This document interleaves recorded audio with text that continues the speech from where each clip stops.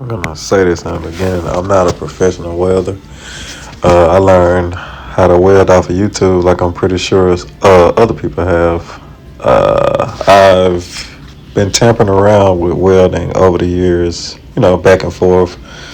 I first bought a Chicago electric welder. I don't even know what year it was, but years ago. But it was a flux core welder. Then initially I bought this bestarc 145, maybe 2 years ago, and I've just recently started to really get into it because I want to build engine mounts and cross members and things of that nature, so I can do even some body work. This video is basically just to outline the bestarc 145. I'm using the MIG with .30 wire. And I can tell you one thing different from flux core and MIG right out the back. The MIG is so much cleaner. MIG is just for the straight up. Both of them are MIG welding, but flux core is a shielded wire, and the MIG wire is just a unshielded wire that you have to use gas. The gas make the weld cleaner. It's not hardly no splatter. It's a couple of BBs here and there, but as you turn the temperature up, you'll notice that it just starts to lay down so evenly. You just got to follow the puddle. That's really literally all you're doing. Now, this is not a professional tutorial how to weld. This is just me actually doing test runs on basically like a test a test piece of exhaust piping.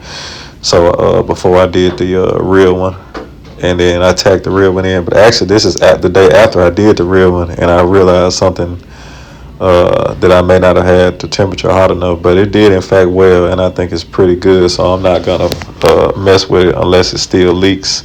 But this welder pretty much held up, and I only use it on 110. I didn't use it on 220 because I don't have 220 in my garage, so I only use it on 110. So it did a pretty decent job. It didn't miss a beat.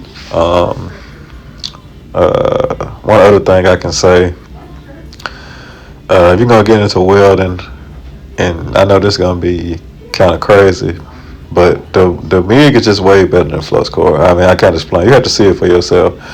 I did teach myself better with the flux core in the beginning, and these welders do come straight out the box ready to flux core weld, meaning you only need to just put the things that come with it in, and and then you can go to welding.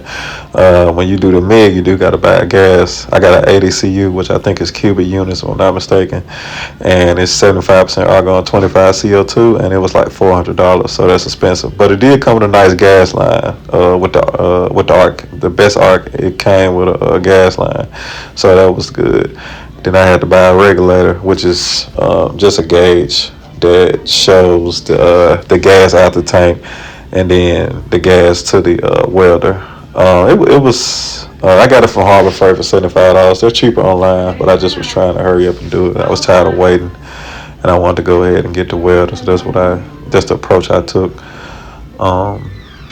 Another thing I'm gonna say, or what else can I say about this process? It's fun. You'll find yourself having fun with this thing. I think I'm gonna get a better welding helmet because I got dreads, and it's hard to fit this helmet on top of my head. This is another one where you can see where I'm dialing in the temperature of the welder, and I think I did one on a higher setting, and then I tried to turn it down, and I noticed when I turned it down, it kind of didn't weld the same. You can kind of see the difference. So this is where I'm turning it down, and I'm kind of trying to see exactly what the difference is.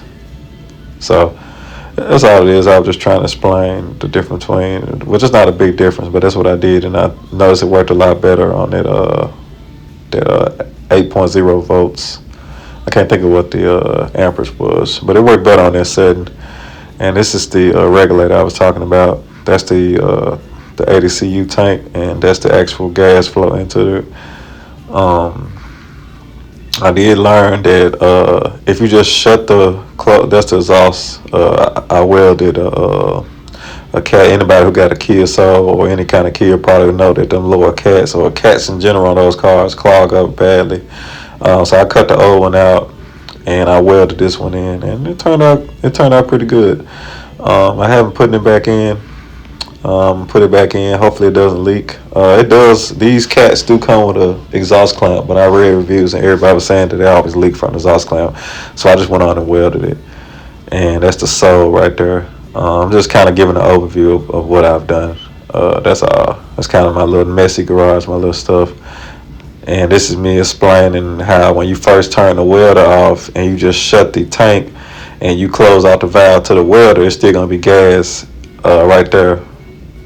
So the best way to do it is turn the welder back on and then open the valve back up and close the tank. Close the tank gas. Once you close the tank gas, I'm sorry, and you get to pressing the button on the actual weld trigger, it's gonna automatically take all the rest of the gas out of it. So that's the way I found. Now I did the night before I left some gas in there, but I don't feel that's safe.